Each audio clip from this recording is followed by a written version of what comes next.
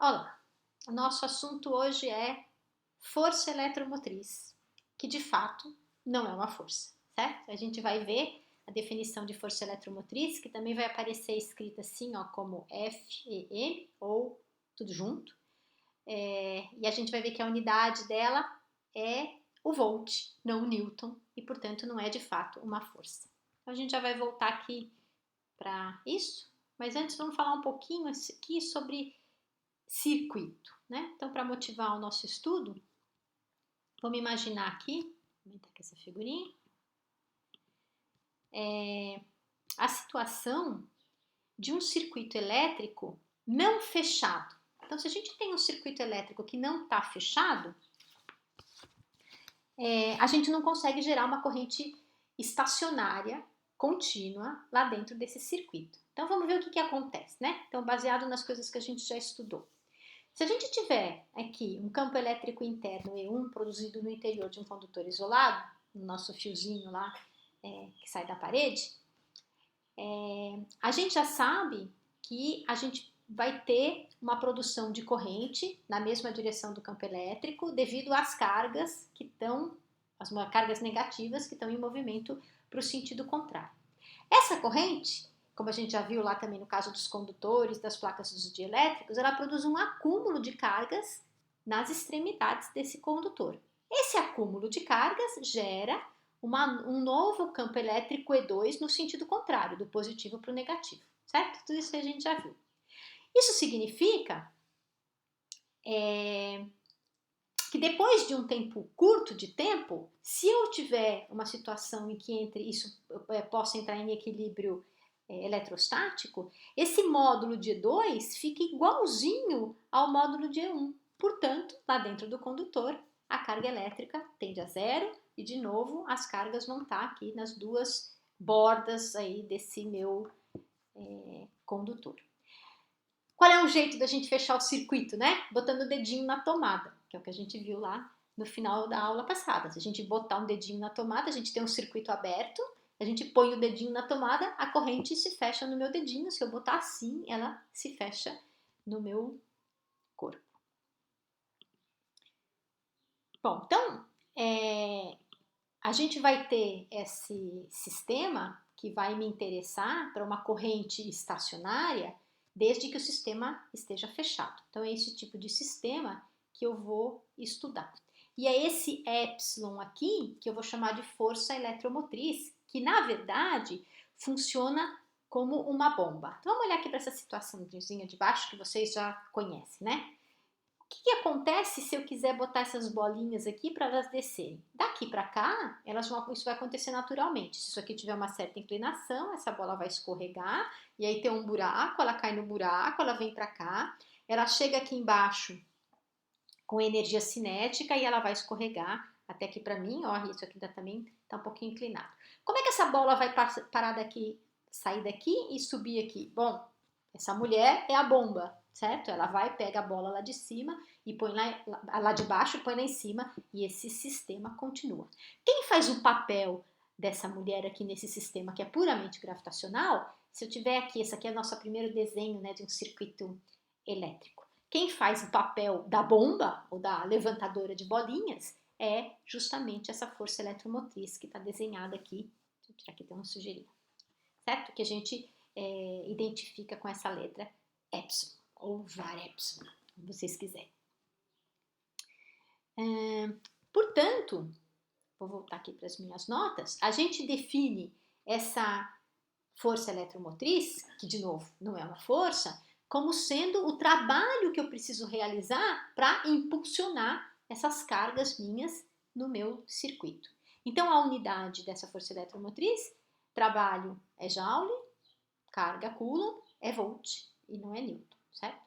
Bom, a gente sabe que a corrente é a variação da carga com o tempo, então eu posso voltar aqui para trás e escrever que esse trabalho é epsilon dq, que eu estou escrevendo aqui, e o dq, por sua vez, é idt, que é o que aparece aqui. Então, isso vai ser epsilon idt. Por outro lado, se esse trabalho se dissipar na forma de energia térmica, ou efeito Joule, que é o que a gente viu também na aula passada, eu posso dizer que esse trabalho é R ao quadrado dt. Se eu comparar esses dois lados aqui da minha expressão, então eu vejo que o epsilon é simplesmente R vezes I, né? Onde o R é aquela resistência que está ali no meu circuito, ou, em outras palavras, a corrente vai ser a fração, né? O resultado da divisão entre a força eletromotriz e a resistência do meu sistema. Maior a força eletromotriz, maior a corrente, maior a resistência, menor a corrente. Então, isso se parece com essas fontes aqui, ó. Isso aqui são umas fotos de umas fontes lindas que eu achei em Dubai. Então, isso aqui é o aeroporto de Dubai e tem essa parede aqui, que não parece uma parede pintada, mas não é não. É uma fonte, né? Então, essas fontes descem aqui e aqui elas... isso tá bem, eu tô bem lá no alto, né? Mas aqui elas adquirem, assim, essas fontes cantantes com luzes diferentes, então eles põem músicas ali diferentes e essas coisas bailam de acordo com a música e a cor estão associadas, então conforme a música vai mudando, a cor também vai mudando. Ora, existe uma conservação de água aqui, né? A não ser que eu vá lá com um balde e pegue uma quantidade de água, essa água que está caindo, ela é bombeada para cima e para poder cair de novo, né? Então é um circuito que se repõe. A mesma coisa aqui, né? Isso aqui também é em Dubai, também é uma outra fonte linda lá num show que eles têm, que acontece a mesma coisa, né? Essas diferentes fontes têm diferentes alturas, dependendo da música que está tocando, mas de novo, essa água é conservada, né? Então toda a água que está saindo, ela está sendo reaproveitada, está sendo bombeada de novo para cima. Então, essa ideia de fonte é uma ideia legal de ver, né? Que aqui existe uma conservação no fluxo de água, e quando eu tenho um circuito elétrico, eu preciso da bomba, mas eu também tenho uma conservação na quantidade de carga que está sendo do circuito. Eu estou falando isso porque pode parecer que a corrente é consumida dentro do circuito, mas na verdade ela não é consumida, né? Se ela vai e volta no circuito, é uma quantidade que de fato é conservada.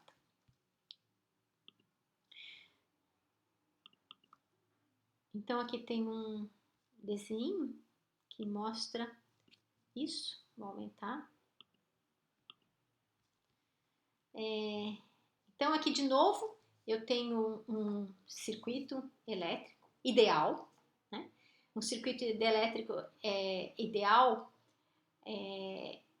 essa força eletromotriz ela é exatamente igual à diferença de potencial entre esses dois pontos aqui que eu chamei de A e B, mas isso não é assim no circuito real, né? Então aqui nesse circuito idealizado da figura, o que acontece? Eu tenho um campo elétrico aqui dentro e eu tenho um campo elétrico que vem para cá, né? Esse campo elétrico está na mesma direção da corrente e essa corrente vai atravessar essa fonte que vai bombeá-la de novo, e esse bombeamento é sempre feito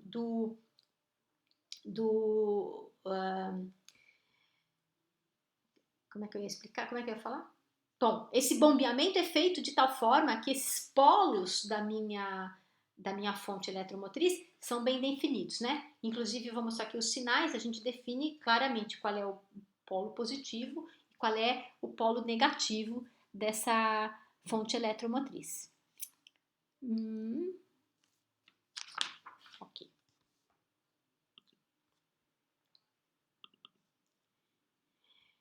Na vida real, aquela minha fonte eletromotriz, ela pode ser representada por uma bateria.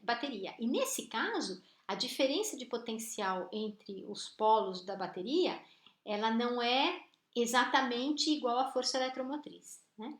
Por quê? Porque ela tem uma resistência interna, e essa resistência interna faz com que essa diferença de potencial seja diferente da força eletromotriz, né? Menor do que a força eletromotriz. Então vamos supor que eu tenho aqui uma bateria de 1,5 volt, né? Uma pilha de 1,5 volt e esse interruptor está desligado.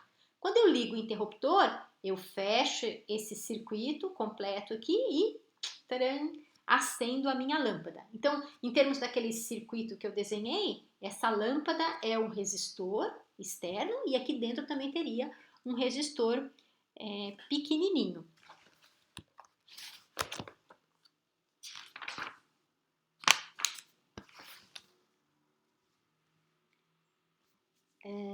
Ok. Então, em termos dessa fonte, desse resistor, deixa eu voltar aqui, vou escrever aqui. Em termos de um... Vou abrir outro aqui. Se eu tiver uma força eletromotriz real, então, de fato, a diferença... Opa, desenhar... A diferença entre o meu potencial, que eu chamei de AB, vai ser a força eletromotriz original, menos a corrente que atravessa... Peraí, eu chamei Rzinho pequeno, né? O interno. Menos a corrente vezes a resistência que tem lá dentro dessa minha fonte, né? Dessa minha bateria, essa minha fonte de eletromotriz.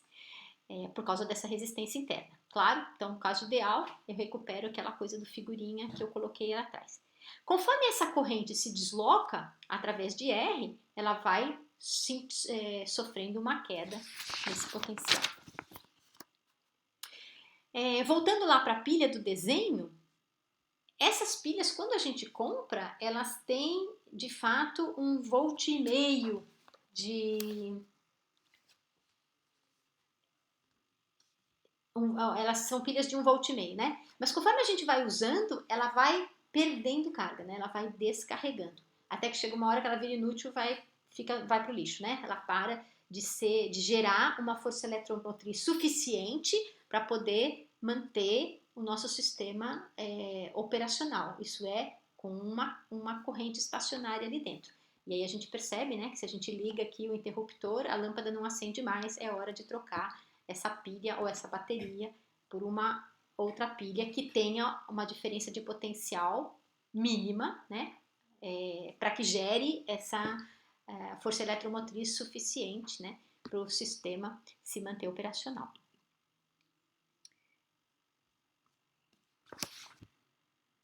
Muito bem.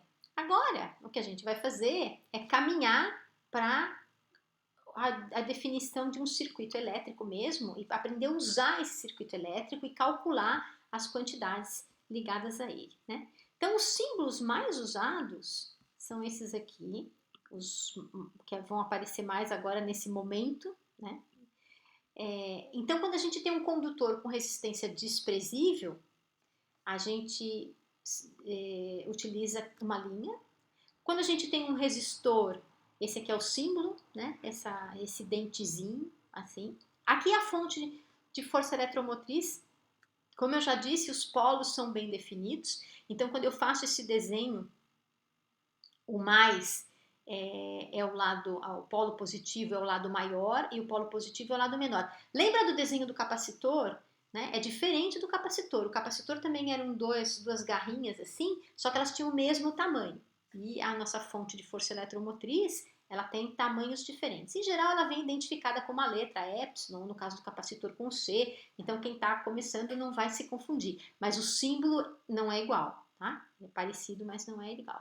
Então, a linha vertical mais longa indica sempre o terminal positivo, que é, em geral, o terminal mais elevado. A fonte de força eletromagnetriz, em geral, tem uma resistência interna. Quando ela tem essa resistência interna aparece desenhada. Então, no sistema ideal, que é a maior parte dos casos que a gente vai estudar, ela é ideal, não tem essa resistência interna, mas se a gente for lidar com situações um pouquinho mais reais, ela tem. E aí, esse desenho da resistência interna tanto faz se ele aparece do lado do polo positivo ou do lado do polo negativo, né? É uma coisa... Quando aparecer um Vzinho, isso significa que ali existe um voltímetro, a gente vai falar dele lá no finalzinho da aula, que mede a diferença de potencial entre terminais. E quando a gente tem o símbolo A, isso significa um amperímetro, que mede a corrente que está passando por ele. Então, a gente vai começar mostrando aqui um circuito de malha única. né? Então vamos supor que a gente tem aqui esse circuito e aqui eu tenho duas fontes de força eletromotriz. E eu estou supondo, certo? Que alguém me disse que a fonte de força eletromotriz B é maior do que a A. Você percebe que o sentido dela vai sempre aqui do negativo para o positivo. Então, eu sempre tendo a aumentar o meu potencial, então daqui para cá, e esse também daqui para cá. Então, isso aqui vai ser o padrão da gente identificar uma fonte de força eletromotriz. Como é que eu sei, se eu tenho duas fontes contrárias, como é que eu sei em que direção ou em que sentido, né, se elas estiverem uma opostas à outra, em que vai fluir a corrente? Bom, eu tenho que ver qual delas que é mais forte, né? Vamos supor que eu tivesse um esguicho de água bem forte e você aí do seu lado tivesse um esguicho de água mais fraquinho, com fluxo menor. Se a gente fizer uma guerra de esguichos de água, você vai se molhar mais do que eu. Isso é o meu esguicho que vai determinar a direção do fluxo de água. Não sei se é uma ideia muito boa, mas aqui é a mesma coisa, né? Se essa aqui vem para cá e essa vem para cá e a B é maior do que A, significa que a minha corrente vai fluir de B para A, tá bem? Essa ideia aqui são duas baterias e um resistor ligados a um motor, né? E provavelmente a função desse motor é levantar peso, né? Depois a gente vai ver mais para frente por que a gente teria duas fontes de força eletromotriz e tal. Agora a ideia é mostrar como esses diagramas são criados para a gente poder estudá-los. Agora eu vou descrever para vocês a segunda lei de Kirchhoff, né? Parece estranho começar pela segunda e não pela primeira. A primeira lei de Kirchhoff vem daqui a pouquinho. Por que isso é assim, né? Porque a gente vai discutir, quando a gente tem um sistema único, a gente chama de uma malha. Então, eu vou começar descrevendo uma malha. E a primeira lei de Kirchhoff só aparece quando a gente tem a ver, quando a gente coloca mais de uma malha. E no fundo, né, a primeira lei de Kirchhoff nada mais é do que uma lei de conservação de energia, vai ficar bem claro quando a gente for para as duas malhas. Como eu vou começar pela situação mais simples, que é uma malha única, eu começo pela segunda lei de Kirchhoff. Eu vou botar isso mais para cá. Vou ter que diminuir um pouquinho, porque eu quero abrir uma figurinha ainda. Não, vou começar por aqui, eu abro a figurinha depois. Não vou contaminar muito aqui essa tela aqui, com essa minha letra que já não é grande coisa. Bom, então o que a gente sabe, né? O que diz essa segunda lei de Kirchhoff? Ela diz que a soma algébrica das variações de potencial encontradas ao longo de um percurso fechado é zero. Ou, em outras palavras, se eu sair do ponto A e quiser saber qual é a diferença do potencial entre o A e o A, tem que ser zero. Quando eu volto no mesmo ponto, eu fecho o meu circuito e o potencial é o mesmo. Então, a diferença de potencial entre dois pontos, que na verdade são o mesmo ponto, é zero. Como é que a gente lê isso, né? Então, tem duas regrinhas aqui para a gente aprender a ler essa situação, para a gente aprender a ler um circuito. Então, a força eletromotriz, por definição, ela vai sempre do polo negativo para o polo positivo, é assim que ela bombeia as cargas. Então, nesse caso que eu tenho só uma bomba, não tenho competição de bombas, é óbvio que a minha corrente está indo para cá. Então, eu posso ler todos os circuitos que eu quiser no sentido horário ou anti-horário, certo? Mas o resultado vai ser o mesmo, eu vou mostrar daqui a pouquinho. Mas se eu sei que a corrente está indo no sentido horário, eu já vou ler esse circuito no sentido horário. Se eu leio ao contrário, a única coisa que acontece é que, em geral, eu obtenho uma corrente negativa. Se o sinal dessa corrente for negativo, é porque eu li o meu circuito no sentido contrário. Então, vamos ler aqui essa coisa no sentido horário, né? Então, eu vou sair do ponto A e vou voltar para o ponto A. Então, eu vou dizer que o potencial no ponto A menos I vezes R, que é a próxima coisa que eu tenho aqui. Por que menos? Porque a segunda lei de Kirchhoff me diz o seguinte: se o resistor é percorrido no mesmo sentido da corrente que o atravessa, a variação do potencial é menos IR, certo? Então, ele está indo eu sei que a corrente está indo para cá, então eu estou lendo no mesmo sentido da corrente. Então, esse sinal é negativo. Então, menos IR, certo? Mais epsilon. Por que mais epsilon? Porque a segunda lei de Kirchhoff me diz o seguinte: se uma fonte é atravessada no mesmo sentido da sua força eletromotriz, a sua força eletromotriz vai do negativo para o positivo, então se a fonte é atravessada pela corrente nesse mesmo sentido, o sinal dela é positivo. Então, mesmo sentido, força eletromotriz positiva, resistência negativa e vice-versa. Então, sentido contrário. Se eu estivesse lendo ao contrário, a força eletromotriz ganharia sinal negativo e a resistência, o IR, ganharia sinal positivo. Tá? Então tá, então vamos voltar lá. Então aqui o potencial em A menos IR, porque ele está indo no mesmo sentido da corrente, mais o epsilon é igual a VA. Cheguei nesse ponto. Horas o VA cancela, daí eu obtenho que a corrente é epsilon sobre R, que é exatamente o que eu vi quando eu deduzi ali um sisteminha simples em que eu olhei para variação, para o trabalho que eu tinha que realizar para colocar cargas ali no meu circuito. Tá? Então essa aqui é a expressão que a gente obtém nesse caso bem simplesinho. Agora vamos resolver um circuito também de malha única, então eu vou sempre usar a segunda lei de Kirchhoff, um pouquinho mais sofisticado. Vou aumentar isso aqui. Eu vou pegar a figurinha, vou pegar a figurinha que corresponde a ele.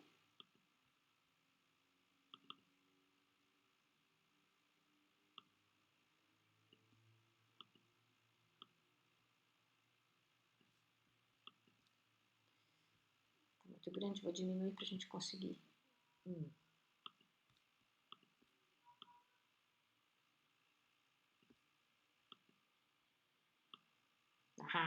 Beleza. Tá. Então eu tenho aqui um circuito de malha única e agora eu vou mostrar para vocês que o sentido que eu escolher para ler é indiferente, o resultado que eu tenho que obter se eu fizer a conta certinha e usar direitinho a segunda lei de Kirchhoff é o mesmo. Então vamos supor que eu tenho esse circuito aqui. Nesse circuito a minha fonte de força eletromotriz tem uma resistência interna, que é esse Rzinho, e eu tenho uma outra resistência aqui associada ao meu circuito. Tá, então eu vou ler, eu vou sair de um ponto, para o circuito fechar, eu volto no mesmo ponto, tá? Eu vou sair desse ponto VB, podia sair do VA, mas eu escolhi, né? São os dois pontos aqui desse circuito, podia sair de um ou do outro. Percebam que esse A é o mesmo que esse A, são situações de mesmo potencial, e esse B é o mesmo que esse pontinho aqui. Então, na verdade, eu só tenho esses dois pontos aqui para ler esse meu circuito. Ok, então eu vou sair do B, e eu vou escolher o sentido horário. Se eu escolher o sentido horário, a força eletromotriz está sendo... a corrente está atravessando a força eletromotriz no mesmo sentido, certo? Então, isso aqui vai ser VB mais o epsilon. Agora, ela tem uma resistência interna aqui. Então, se é mesmo sentido, o sinal é negativo. Menos IRzinho. E aí ela continua e ela passa nessa outra resistência que ela ganha um menos IRzinho. Isso aqui é igual ao VB. Pronto, é o que está aqui, né? É o que está escrito nessa expressão. Portanto, esse VB cancela. A força eletromotriz vai ser simplesmente o I, Rzinho mais Rzão, né? Resistência interna e resistência externa, da onde eu tiro que a corrente vai ser epsilon sobre Rzinho mais Rzão. Ok. E se eu quiser saber qual é a diferença de potencial de só uma parte do circuito? Por exemplo, entre A e B, né? Então eu sei que a diferença de potencial entre A e B vai ser VA menos VB. Eu tenho dois modos de fazer essa conta. Eu posso fazer assim ou posso fazer assim. Depois a gente vai ver como fazer isso assim. Então eu vou começar supondo que eu queira sentido anti-horário. Sentido anti-horário, eu vou do B para o A, certo? Então, sentido anti-horário, eu tenho VB, do B para A eu vou cruzar essa resistência no sentido contrário à corrente, então é positivo, mais IR é igual a VA. Então, VA menos VB, que é VA menos VB, deu IR, certo? Agora, o I eu já calculei, tá aqui. Então, eu sei que esse VAB vai ser o I, que é isso aqui, vezes o R. Portanto, deu essa coisinha aqui. O que acontece quando a resistência interna da minha força eletromotriz é zero? Né? A gente já discutiu isso aqui. Eu disse para vocês que quando a resistência é zero, a diferença de potencial é igual à força de eletromotriz. O que eu estou fazendo agora aqui é mostrar que isso é verdade. Então, quando Rzinho é zero, R sobre R é 1, a diferença entre o potencial entre A e B, a diferença de potencial entre A e B, vai ser simplesmente o epsilon, né? Porque isso aqui vai ser 1. Agora eu vou fazer a mesma continha no sentido horário, né? Então, isso aqui eu obtive no sentido anti-horário. No sentido horário, se eu não errar em nada, eu tenho que ter exatamente o mesmo resultado. Então, vamos lá, de novo, é simples. Então, eu vou sair, vou fazer assim, né? No sentido horário, eu vou daqui para cá. Então, no sentido horário, isso aqui vai ser VB mais epsilon menos IR, porque está no sentido correto, é igual a VA. Pronto, acabou, né? Então, agora o VAB vai ser VA menos VB. Nesse caso, se eu passar o VB para cá, o VA menos VB vai ser epsilon menos IR. Ora, quanto vale o I? Então, isso aqui vai ser epsilon menos, então eu vou lá, o I vale essa quantidade aqui, eu substituo aqui, I vezes Rzinho. Então, dessa vez eu obtive essa outra expressão aqui, é epsilon 1 menos R sobre R mais R. Agora eu tiro o mínimo, certo? Se eu tirar o mínimo R mais R, eu vou ter um R mais R em cima, o Rzinho cancela com esse outro Rzinho, vai sobrar Rzão sobre Rzinho mais Rzão, que é exatamente o resultado que eu obtive quando eu fiz a conta no sentido anti-horário. Portanto, a diferença de potencial entre dois pontos não pode depender do percurso que eu escolher para fazer a conta, que na verdade esse percurso é um artifício de cálculo, então é natural que o meu resultado não pode depender do artifício de cálculo que eu escolhi.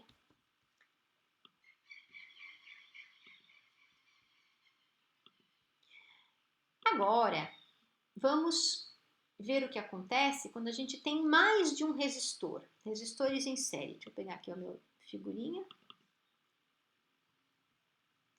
Vamos supor que eu tenha essa situação aqui. Então, eu tenho aqui o meu circuito, malha única, 3 resistores, R1, R2 e R3, todos sendo atravessados pela mesma corrente. Uma única força eletromotriz sem resistência interna.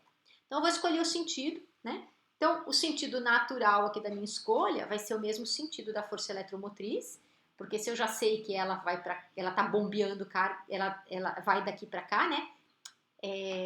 Quando a corrente está para cá é porque a carga está sendo bombeada ao contrário, né? Então, se o epsilon está para cá, a corrente está indo para cá. Então, eu vou dizer que, vamos sair do ponto A, que é o que eu escolhi aqui, né? Então, se eu sair do ponto A, isso aqui vai ser menos IR1, sentido contrário, menos IR2, menos IR3, mais epsilon, que está no próprio sentido, é igual a zero. Certo? Então, eu posso botar esses caras todos, o I em evidência, somar esses caras aqui. Então, é como se eu substituísse essas 3 resistências por uma única resistência, né? Vou desenhar aqui, vou abrir aqui. É como se eu tivesse, deixa eu fechar aqui assim, vamos ver para deixar, se eu consigo fazer isso aqui. É como se eu tivesse uma coisa assim, né?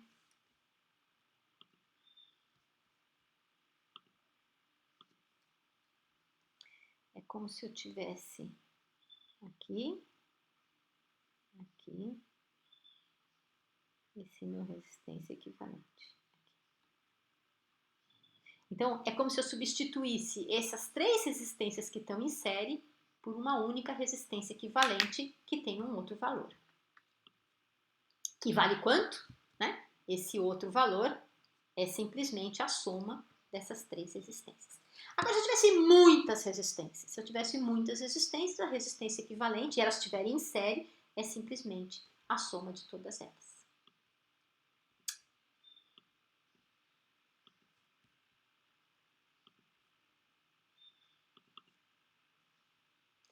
Muito bem, agora a gente vai resolver uma situação um pouquinho mais complicada. Vamos supor aqui que eu tenha, vamos esquecer essa parte de baixo, depois a gente vai discutir essa parte de baixo. Primeiro vamos resolver, deixa eu ver se eu aumento aqui.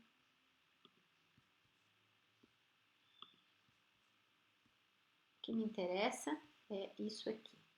Então, eu tenho um sistema onde eu tenho duas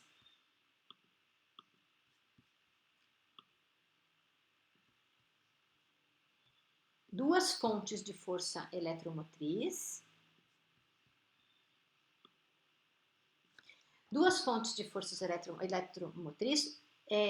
que estão produzindo correntes em sentidos contrários.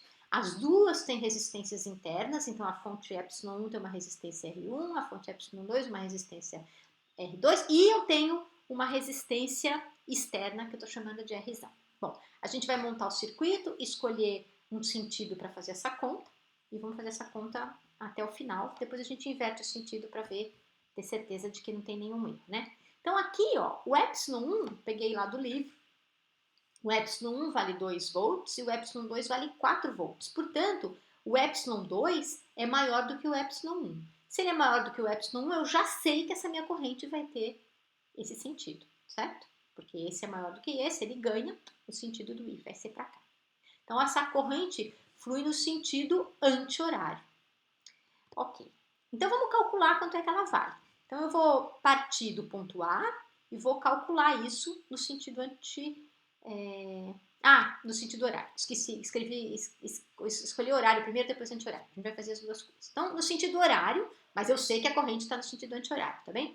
Então, quando eu saio de A e vou no sentido horário, a primeira coisa que eu encontro é o ε2. Como eu estou indo contra ela, negativo, menos ε2.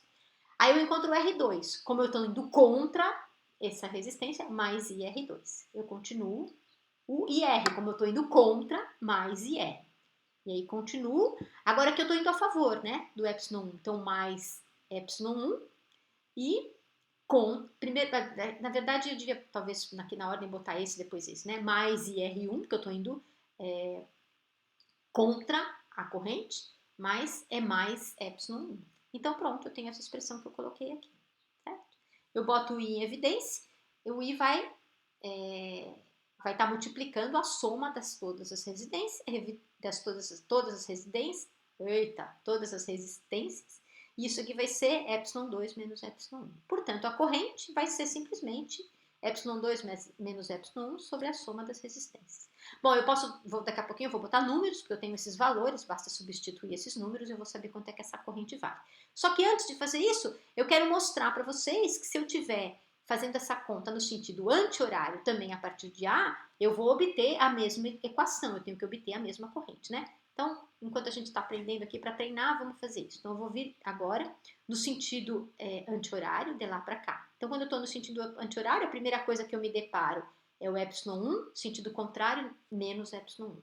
O R1, mesmo sentido da corrente, menos I1, menos IR1. O R, mesmo sentido, menos IR. O R2, mesmo sentido, menos IR2. E o ε2,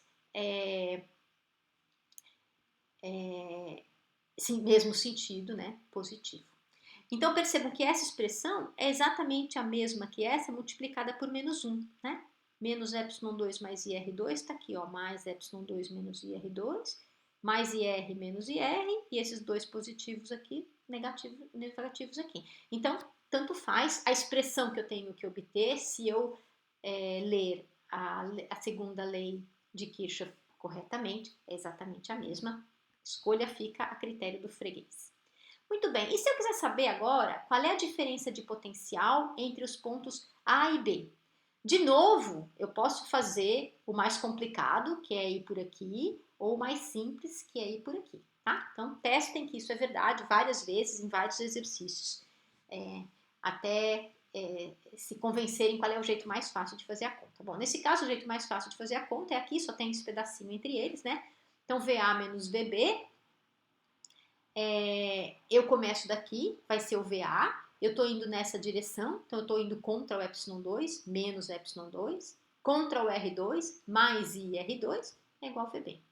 Portanto, VAB vale, que é o VA menos VB, né? Vale, passo para o lado de cá, ε2, passo para o lado de lá, menos IR2. Se eu botar esses numerozinhos aqui, ó, nessa conta, isso aqui vai dar 3,5 volts. Façam isso para ver que é verdade. Agora, a diferença de potencial entre A e C. Entre A e C, também existe o jeito mais simples de eu fazer, que é simplesmente ler esse pedacinho aqui, certo? Fazer o C para A, ou eu posso fazer esse caminho mais longo. Vamos fazer os dois. Então, eu vou começar pelo caminho mais longo, vou do A para o C. No caminho mais longo, de novo, eu me deparo com exatamente o que eu já fiz antes, que é ler o VAB, certo? Então, esse pedaço aqui é exatamente o que eu tenho aqui, VA menos Y2 mais IR2. Agora eu tô indo para cá, né? Tô indo daqui para cá. Então eu tô no sentido contrário da corrente, então mais IR. E é igual ao VC. Pronto, acabei. Esse pedacinho aqui, ó, esse IR, é justamente a diferença de potencial entre o B e o C, certo? Que eu chamei aqui de VBC. Muito bem, se eu voltar aqui para minha conta, então o VA menos o VC vai ser essa coisa toda aqui que eu passo para o lado de lá. Esse aqui eu já fiz a conta, deu 3,5. Esse aqui eu vou lá e faço a continha, deu 1,25. Essa diferença de potencial deu 2,25. Ora, mas a diferença de potencial entre A e C, entre C e A, tem que ser a mesma, certo? Então eu também posso ler daqui para cá. Daqui para cá fica como? Fica VC mais o ε1 mais o IR1, né? Porque eu sei que essa coisa está indo aqui, né? É igual a VA. Portanto, o VA menos o VC vai ser simplesmente o ε1 mais IR1, que dá 2,25, que é o resultado que eu obtive antes. Tá bem? Com calma, né? Sempre lembrando que isso não é contemplativo, vocês têm que se convencer fazendo a conta. Então, voltem o vídeo para trás, olhem isso aqui com cuidado, procurem o livro, eu posso mandar essas notas, façam a conta para certificar do que eu estou falando. Mas e se eu tiver mais de uma malha? Pronto, agora nos deparamos com a beleza. Fiquei com preguiça de copiar isso aqui num papelzinho maior. Então tá aqui, os circuitos de mais de uma malha, que hoje a gente vai discutir qual é o procedimento geral para encontrar isso aqui e que nos remete à primeira lei de Kirchhoff, né? Que nada mais é do que uma lei de conservação de energia. Essa lei diz o seguinte, ó, a soma algébrica das correntes em cada nó deve ser igual a zero. Então, vamos supor aqui que eu tenho essas duas malhas, tá certo? Duas malhas. Vamos ler o que eu tenho nessas duas malhas. Eu tenho o que ele chama de nó. Primeiro eu tenho que identificar os nós. Eu tenho dois nós, B e D. O que são esses dois nós? São os pontos que separam essas duas malhas. Então, são só dois. Eu tenho o que se conhece por ramos. Tenho, na verdade, três ramos. Eu tenho um ramo que é B, D, A. E tenho um ramo que é B, C, D. E tenho esse raminho aqui, ó, PD. Por que eu vou chamar isso de ramo? Porque depois eu posso me livrar dele. Vou mostrar aqui. Então, assim, eu tenho duas malhas, certo? Mas eu tenho três possibilidades, três ramos, três possibilidades, né, caminhos pelos quais as correntes vão poder fluir. Agora, eu vou chamar, isso aqui é R1, R2, R3, então eu vou chamar a corrente que passa por R1 de I1, a corrente que passa por R2 de I2 e a corrente que passa por R3 de I3. Eu tenho ε1 e ε2. Se eu não tiver nenhum número, nenhum valor para o ε1 e um ε2, você vai me perguntar, mas como é que você sabe para que lado está indo a corrente? E a resposta é, não sei. Então, como eu não sei, eu escolho uma opção, faço a conta e, como eu já disse, se a corrente der negativa naquela região, é porque ela está indo no sentido contrário. Então, vamos ver como é que essa coisa funciona. Então, para identificar a primeira lei de Kirchhoff, que diz que a soma das correntes é igual a zero, a gente tem que usar uma convenção para identificar quais são as correntes que são positivas e quais são as correntes que são negativas, porque eu tenho que somar todas, tem que dar zero, elas não podem ter todas o mesmo sinal, certo? Então, vamos pensar aqui, ó, no nó D, por exemplo, eu vou chamar essa corrente que passa por R1 de I1, escolhi que ela rode assim, essa corrente eu escolhi que rode assim, e essa aqui está em I2, né? Então, percebam o que vai acontecer. Nesse ponto D, o I1 é uma corrente que chega no ponto D, e o I3 é uma corrente que chega no ponto D, e o I2 é uma corrente que sai do ponto D.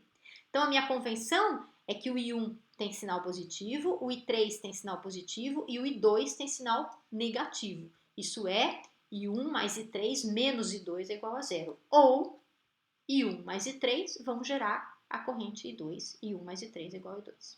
Então, primeiro pedaço da conta. O resto a gente aprendeu. O resto é ler o circuito, escolhe um sentido, horário, anti-horário e usa a segunda lei de Kirchhoff. Então, vamos fazer isso, né? Então, vamos ver se eu consigo fazer isso sem sumir com a figurinha. Então, vamos começar pela malha da esquerda.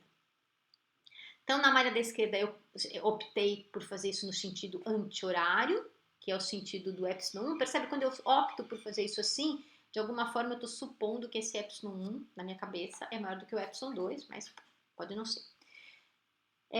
Então, eu vou começar a ler aqui do ponto B, né? Então, a primeira coisa que eu enxergo é o epsilon 1, então, mais epsilon 1, mesmo sentido, menos I1, R1. E agora, para fechar isso aqui, eu ainda tenho que passar por aqui, né? Aqui eu estou no sentido contrário do I3. Então, mais I3, R3. Ok? Agora, pronto, ficou lá. Então, já tenho duas equações. Perceba, eu tenho três equações. Se eu tenho três incógnitas, I1, I2 e 3, eu preciso três equações. Eu já tenho uma que veio da primeira lei. Agora, eu estou usando a segunda lei para obter as outras, né? Então, agora eu vou para a malha da direita. Eu vou ter que diminuir isso aqui. Espero que minha letra não fique muito pequena, só para a gente conseguir enxergar tudo. Então, agora eu vou aqui para a malha da direita, né? Então, na malha da direita, de novo, vou começar do ponto D. Então, eu estou indo para cá, mesmo sentido da corrente, sinal negativo, menos I2, R2. Vou atravessar a fonte no sentido oposto, menos epsilon 2. E essa aqui eu vou no mesmo sentido da corrente também, menos I3, R3 é igual a zero. Então, já tenho três equações, três incógnitas, né? 1, 2, 3. Eu ainda podia usar a malha externa, né? Não é necessário, mas eu poderia fazer isso, né? Então, vamos ler aqui a malha externa. A malha externa, o que que é? É essa malha aqui, ó, A, B, C, D, A, né? Sem levar em conta esse ramo interior. Então, pela malha externa, se eu começar a ler, por exemplo, do ponto A, vai ser o quê? Mesmo sentido, menos I1, R1. Aqui, tarará, mesmo sentido, menos I2, R2. Sentido contrário, menos epsilon 2, mais epsilon 1 é igual a zero. Pode até ser usada depois, no final, para eu checar se eu não errei nada na conta. Bom, eu vou diminuir isso aqui. O que me interessa é esse pedaço aqui de baixo. São essas três equações. Eu vou botar essas três equações aqui no cantinho. E vou abrir o resto da minha conta aqui.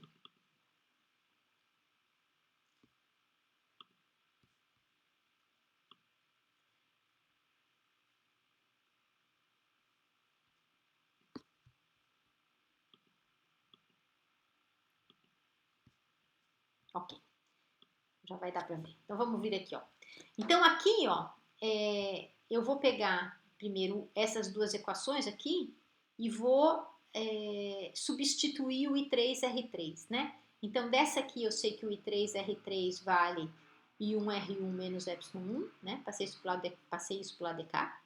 E dessa aqui eu sei que o I3R3 vale menos I2R2 menos epsilon 2. Portanto, isso aqui é igual, essa equação é igual a essa. Então, isso aqui me dá que I1R1 menos epsilon 1 é igual a menos I2R2 menos epsilon 2, que é o que eu escrevi aqui, ó, I1R1 mais I2R2, esse 2 aqui, isso aqui é um 2.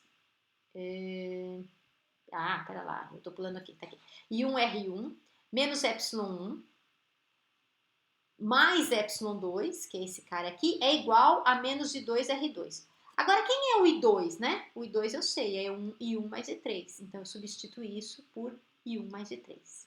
Certo? Então, se eu vier aqui para essa expressão agora, eu sei que isso aqui não só copiei, isso aqui vai ser menos I1 R2 menos I3 R2. Okay? E aí eu começo a manipular essas coisas para ficar com um sinal, uma coisa final só. Percebam que quando eu faço isso aqui, agora, eu posso voltar aqui e escrever epsilon 1 menos epsilon 2, rearranjar esses termos, e eu sei quanto vale o I3, né? Então, onde é que entrou meu I3? Está aqui. Menos I3R2. Porque se eu voltar aqui para trás, eu sei quanto vale o I3. Então, eu tenho o I3 em termos de I1 e tenho isso tudo aqui em termos de I1. Então, se eu substituir o I3 em termos de I1, eu faço essa manipulação aqui e eu chego numa expressão. Eu tenho a única incógnita dessa expressão é o I1, né? Aí eu vou deixar isso para vocês pausem aqui o vídeo, façam essas continhas e vocês vão ver que vocês chegam que o I1 é isso aqui. Bom, se eu já conheço o I3 e I1, falta o I2, é muito fácil, porque eu sei que o I2 é o I1 mais o I3. Então basta eu somar essas duas quantidades, tirar o mínimo, blá, blá, blá, e eu tenho os resultados finais. Então esses resultados finais estão colocados aqui, certo? I1, I2 e I3. O que acontece se o meu R3 for infinito? R3 infinito é um curto-circuito. A gente vai daqui a pouquinho discutir curto-circuito, né? Significa o quê? Eu não tenho aquela... Nesse caso aqui, eu não tenho... Cadê o desenho? Se o R3 é infinito, eu não tenho nada aqui. Não vai passar corrente por aqui. Percebe? Se a resistência é infinita, ninguém vai tentar atravessar essa resistência. Isso aqui é equivalente a simplesmente não ter isso aqui no meu circuito. Ela vai simplesmente dar a volta aqui por fora. Tá? Então, se o R3 for infinito, não passa corrente I3 aqui. Se não passa corrente I3 aqui, eu sei que o I1 é igual ao I2. Se o I1... Ops, eita. Eu sei que o I1 é igual ao I2, né? Então, dá para vocês verem isso de duas formas. Dá para olhar, botar o I3 igual a zero, nessas expressões aqui, certo? I3 é igual a zero. E dá para botar o R3 igual a infinito, ou dá para sair lá do começo, daquela linha externa, e colocar o I3 igual a zero, e o que vocês vão obter é isso aqui, e aí façam a continha, né, para ver que essa coisa é verdade. Ixi, não dá para ler, eu tirei a cópia aqui, fotografei, bom, dá para ler. Isso aqui vai dar epsilon 1 menos epsilon 2 dividido por R1 mais R2. Eu não tenho a resistência 3, eu não tenho a corrente 3 envolvida aqui na minha conta.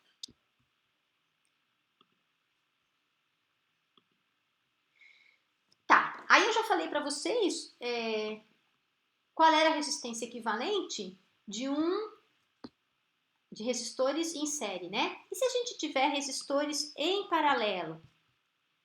Por que eu não falei dos resistores em paralelo direto? Porque quando eu falei de resistores em série, eu tinha uma malha única. Para eu ter resistores em paralelo, eu preciso ter mais de uma malha. Então, eu precisava ter definido a segunda lei de Kirchhoff, né? Então, vamos ver aqui. Isso aqui é uma situação em que eu tenho... Bom, vamos olhar aqui primeiro, depois eu diminuo. Resistores em paralelo. Então, a minha fonte de força eletromotriz está indo para cá. A corrente está indo para cá. E percebam que a diferença de potencial entre o ponto A e o ponto B tá aqui, quer dizer, todos os resistores estão sujeitos a essa mesma diferença de potencial entre o ponto A e o ponto B. Então, a corrente que passa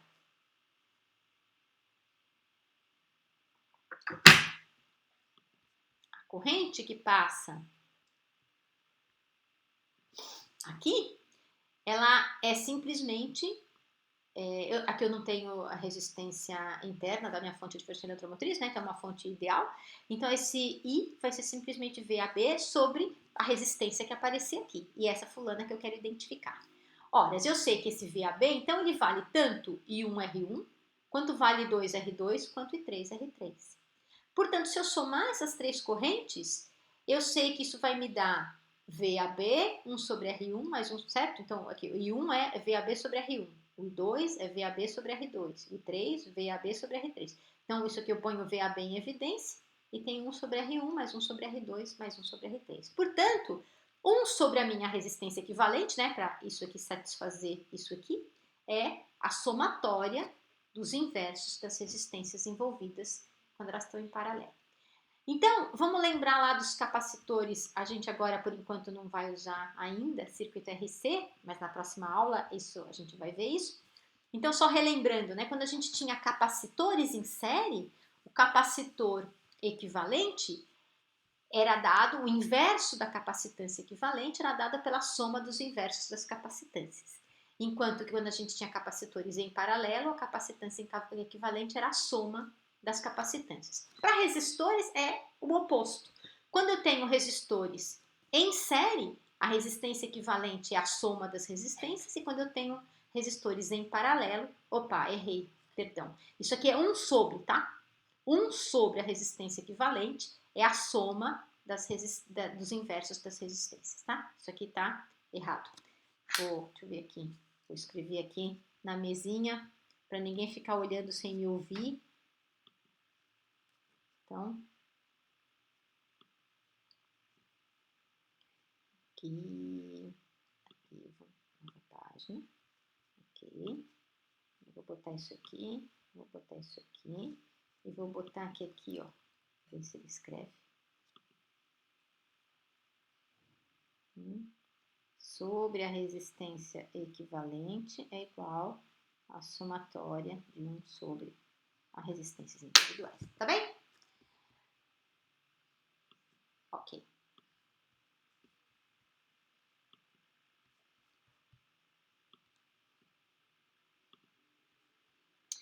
Muito bem. Agora, quando eu tenho um circuito, deixa eu só um segundo que eu anotei aqui, deixa eu ver se eu não esqueci de falar nada para vocês.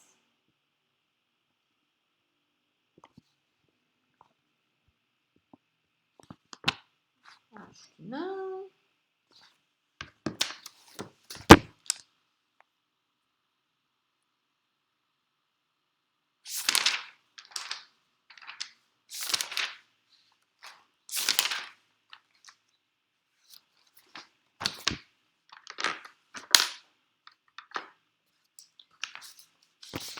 Pode ir lá, pode ir lá. Deixa eu anotar uma coisa aqui que eu esqueci, mas que é muito fora de contexto, que eu vou falar lá no final.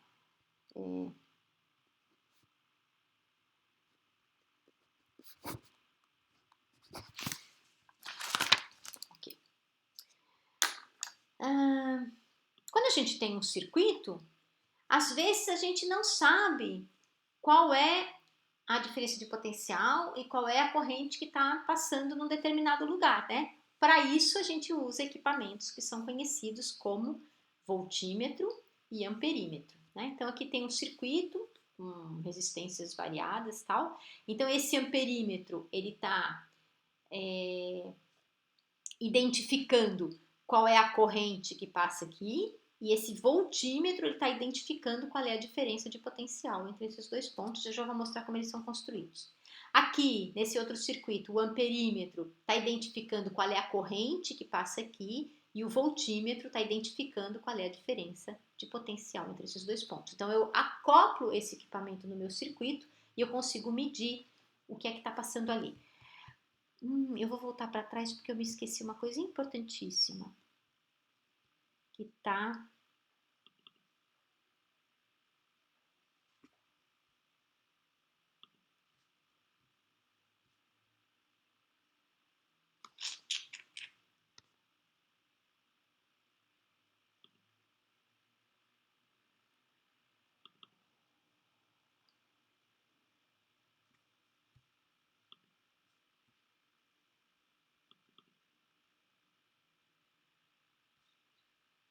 Aqui, vamos ver.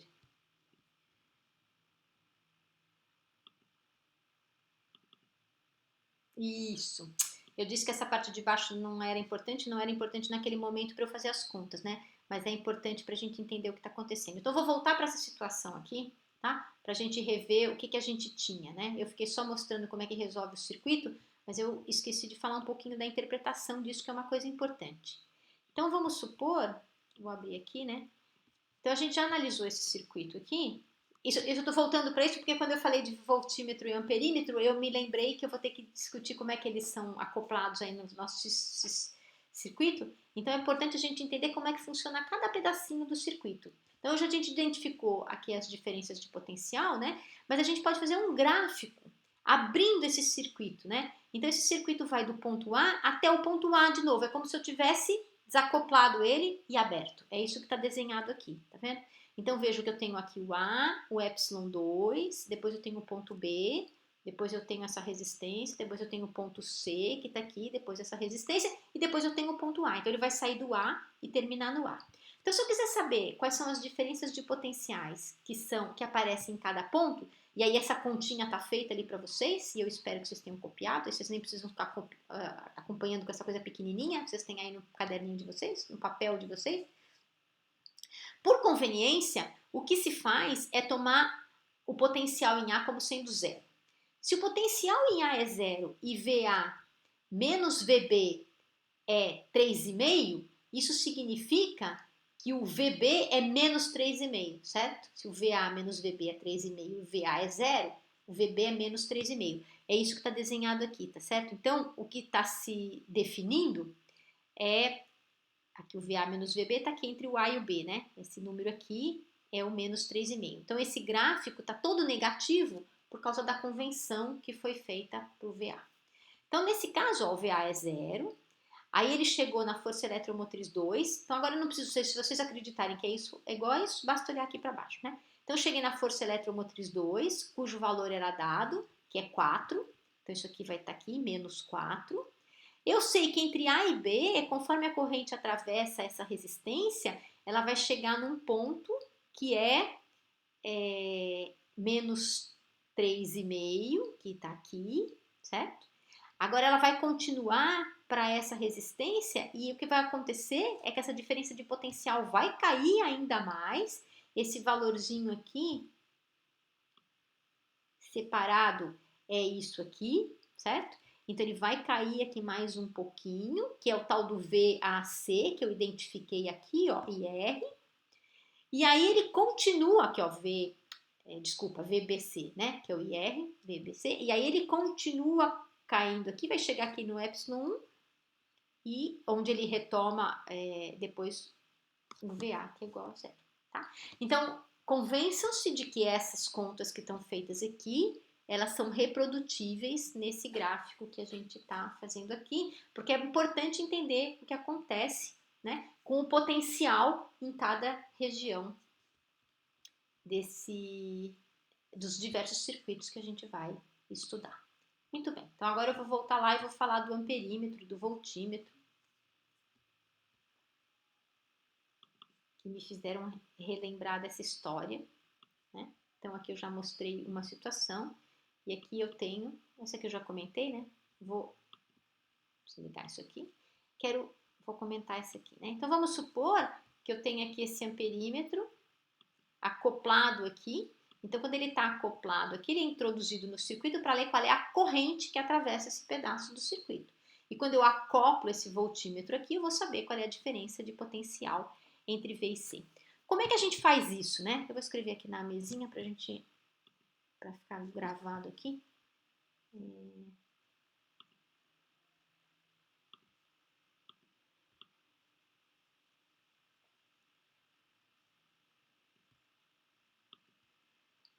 Para vocês não esquecerem. Então, se eu tiver... Deixa eu ver se...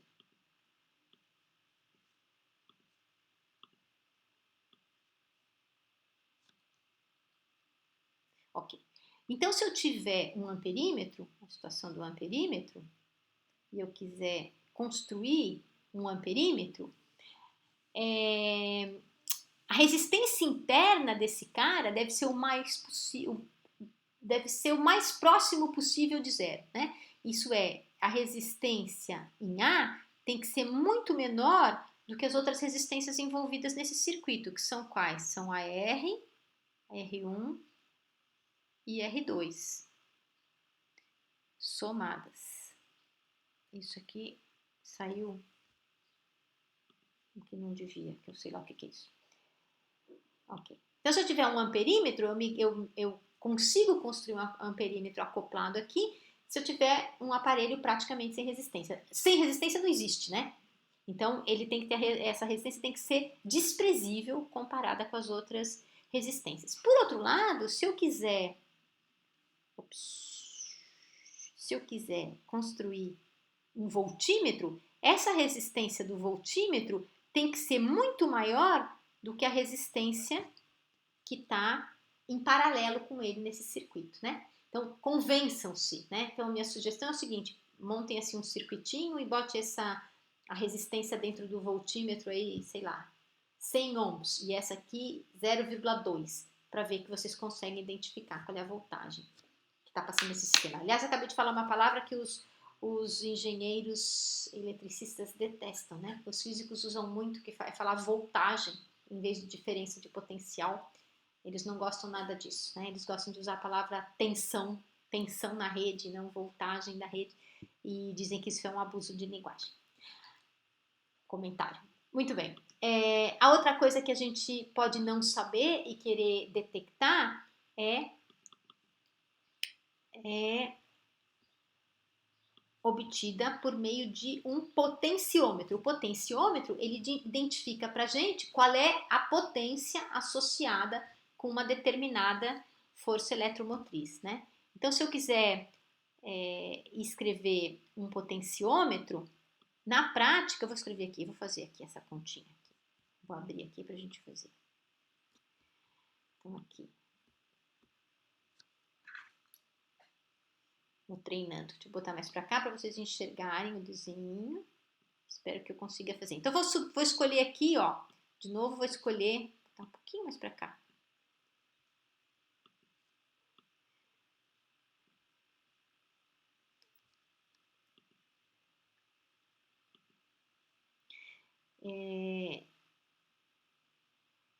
Vou escolher A, B, C, D. Vou escrever isso aqui. Então, vou fazer o caminho. Tá? Isso aqui é um treino de coordenação motora difícil para mim. Vamos lá, de novo. Vamos ver se agora escreve.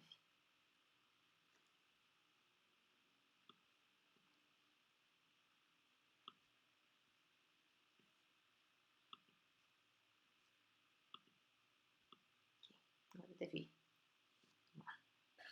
mais para cá para a gente enxergar o circuito. Então, isso aqui vamos escolher A, B, C, D, certo? Então, se eu escolhesse A, B, C, D e começar a ler do A para cá, em direção à corrente, da corrente que está circulando, tá? Se eu começar a ler assim, ó, o que é que eu vou ter? Eu vou ter primeiro menos EX menos I vezes R mais I0 menos I vezes Rzão é igual a 0, ok? Muito bem, então eu posso rearranjar esse termo aqui, né? Isso vai ficar menos EX, menos IR, menos IRzão, eu posso botar esse Izinho em evidência, então esse negócio vai ficar assim, né? Vou escrever aqui, tá? Para não sair da mesinha. Menos EX, menos mais I0R é igual ao Izinho R mais R, certo? Portanto, o I, que eu estou querendo que passe ali nessa corrente, vai ser I0R menos YX dividido por Rzinho mais Rzão. Então, se eu souber, percebam que esse potenciômetro, ele posso ajustar o quanto de resistência está sendo, está entrando no meu circuito, né? Eu optei por esse A, B, C, D, significa que eu parei esse fulano nesse ponto, mas eu podia ter ido até esse ponto aqui, certo? Se eu souber calibrar pedaços desse sistema, eu sei identificar ou, né, se eu souber quanto vale a força eletromotriz em X, eu sei identificar quanto vale o I0, porque eu posso medir o I. Se eu souber, ou o contrário, ou vice-versa, se eu souber quanto vale o I0 e isso estiver calibrado e ajustado, e eu medir o I, eu sei quanto vale a força eletromotriz.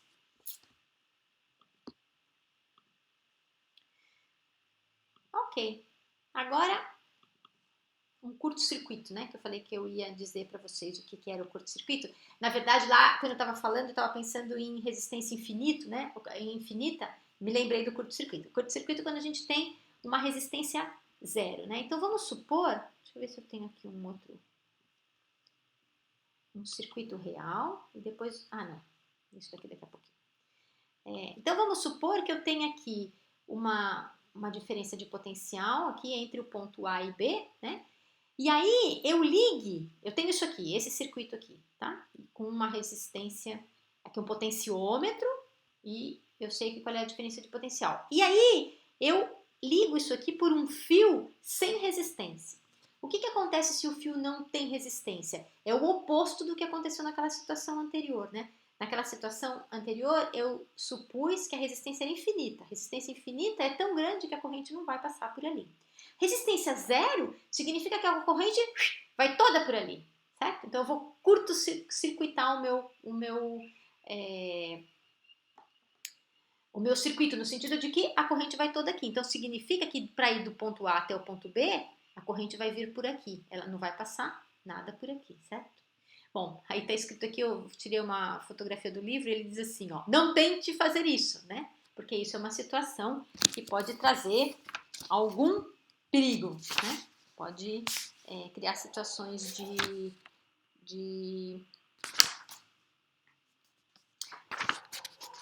curto-circuito. Acontece que a resistência interna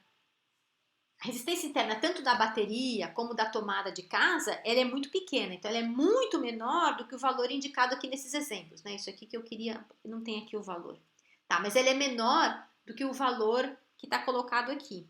Portanto, um curto-circuito pode produzir uma corrente suficiente para explodir essa bateria. Ok. Agora vamos discutir um pouquinho alguns circuitos reais, né? Aqui e aqui. Vou começar por esse aqui. Deixa eu fechar isso aqui, depois eu abro. Vou ficar com excesso de informação. Então aqui, ó. Isso aqui é um diagrama, isso aqui é um circuito de verdade, né? Então nesse diagrama, o que eu tenho? Eu tenho aqui um circuito externo e aqui eu tenho uma fonte de força eletromotriz que tem uma resistência interna. Então, de novo, o que está acontecendo é que ela está fazendo a corrente vir para cá e essa corrente está atravessando esse meu circuito externo. A taxa de dissipação de energia na fonte é sempre a taxa de dissipação por efeito Joule, né? Então, ela esquenta a fonte. Os metais, isso todo mundo sabe, né? Vocês sabem disso, né? Quando você põe alguma coisa para carregar, você vai lá, toca e isso está quente, né? Então isso é porque está dissipando energia por efeito Joule. Então na fonte aqui, ela é I ao quadrado vezes R, e a diferença entre a energia, o epsilon I, que